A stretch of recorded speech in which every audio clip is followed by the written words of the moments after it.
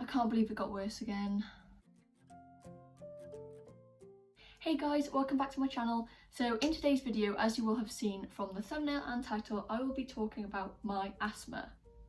So I've had quite a few requests to do sort of like an update on my asthma since I filmed a video back in, I think it was February, where I had like a really bad cold and I had like the flu and I had really bad asthma and my chest was really tight.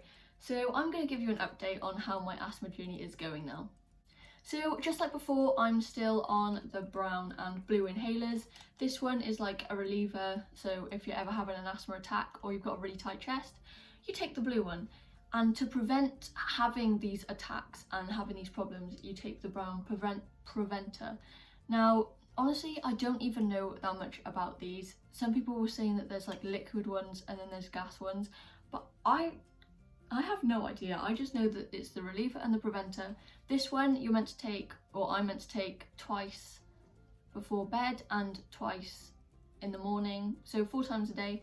And then this one you are basically not meant to take unless you're having a real problem. Basically, you're not meant to take it, you're not meant to become reliant on it, because I think that's one problem that I have had in the past. You just end up becoming reliant on it. Every time you get a little bit wheezy, you take it, and then you're so used to taking it that it just becomes more difficult when you are a bit wheezy and you can't take it, if that makes sense. So what happened with me in February then? So as I said, I had the flu and I had a really wheezy chest, and honestly I was just sitting down and then I'd start really wheezing, and the more you think about having asthma and your chest getting tight and having problems, the more it gets worse. So it's better off if you just don't think about it, or this is what I find personally. Other people might find it helpful, but I just think if I don't think about it and think I'm fine, I haven't got any problems, yes I'm a little bit wheezy but I'm completely fine, then hopefully it'll get better. So in February I didn't actually end up getting any antibiotics or anything like that. I just sort of had to power through, so I was taking ibuprofen and paracetamol and all the Lemsips and flu things you can take just to get me through. Obviously I'm absolutely fine now and we moved forward. Since then, with lockdown and everything, I decided to do a lot more running. Now, I said to you last time, and this is a tip to anyone that has asthma out there and that struggles with it, exercise. Exercise is the best thing, because it gets your heart going, it gets you sort of inhaling and exhaling large amounts of, or large volumes of air and oxygen, so your lungs get used to like working hard. And I find that the more I exercise and I push myself, the better my asthma is and the less I have to worry about it. So in lockdown I did a lot more exercise and my asthma was sort of like non-existent. Obviously one thing that is not good with me is that, and I apologise if you can hear my cat, he is right by there, but I'm allergic to my own cats. So if they're ever really close to me or they've been on my bed for ages and then I go to sleep, I'll wake up with puffy eyes, a runny nose, just because I'm allergic to them. So that is one thing that isn't good. Allergies can set off your asthma, and if you are allergic to stuff, make sure that you sort of stay away from it as much as you can, because you don't want to be inducing asthma unnecessarily because you don't have to. But also make sure to take antihistamines. That's one thing that has saved me if I ever on the brink of an allergic reaction to my cats, or I don't know, there's dust and stuff, because dust causes asthma and things like that, then make sure to take antihistamines because they are a lifesaver. One thing though, with the whole exercise and that malarkey, it is now getting cold.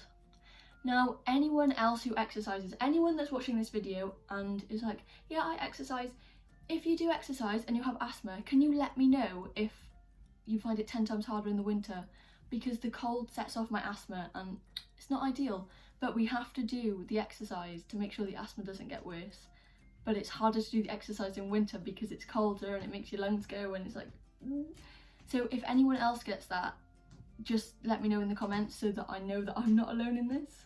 By the way, if anyone has any questions or anything they want to talk about in terms of asthma, make sure to drop a comment in the comment section below, just so that I can see what you want to talk about, and maybe if you want another video in a couple of months time to track the progress then just let me know. Another topic that I wanted to come across was sort of asthma checkups and doctor's appointments and things like that. Now, my last asthma checkup was probably in February. It was probably that long ago. And I tried to get one and I just, like, the doctors kept calling and calling and calling. Like, I tried getting through to the doctors and I just couldn't. And I finally got a doctor's appointment for next week and I've got my asthma checkup. So fingers crossed that it all goes to plan, because I'm going up to North Wales on placement in January, and obviously it's going to be really cold. I'm going to be up there on placement, so I'm going to be really busy, and the last thing I want to worry about is not having enough asthma pumps and worrying about my asthma.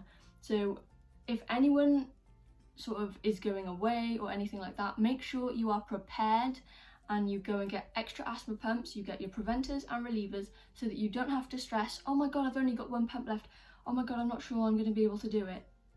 Be prepared.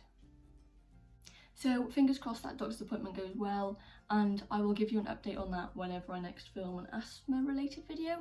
But I think that's it for this video. I don't really have that much to update you on, but I just thought I'd give you a little update. And as I said before, if anyone else with asthma is watching this video and needs some advice, or would like some advice just from someone else who has asthma, I don't actually know that much about it. It's just the stuff that works for me, and hopefully maybe that will work for you. But if you'd like anything like that, make sure to drop it in the comments.